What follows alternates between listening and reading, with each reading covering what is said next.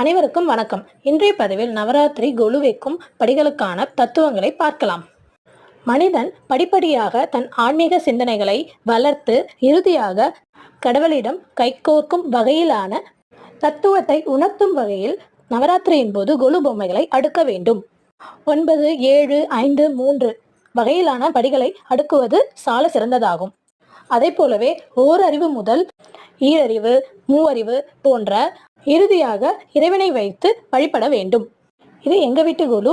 5 படிகளை அடுக்கி கொலு பொம்மைகளை அடுக்கியிருக்கேன். இந்த நவராத்திரியின் போது இந்த பொம்மைகளை பொம்மைகளா நம்ம பாவிக்காத கடவுளா நினைச்சு ஒவ்வொரு நாளும் ஒவ்வொரு நைவேத்தியத்தை எல்லாருக்கும், நம்ம மட்டும் சாப்பிடாத எல்லாருக்கும் கொடுத்து மகிழணும்.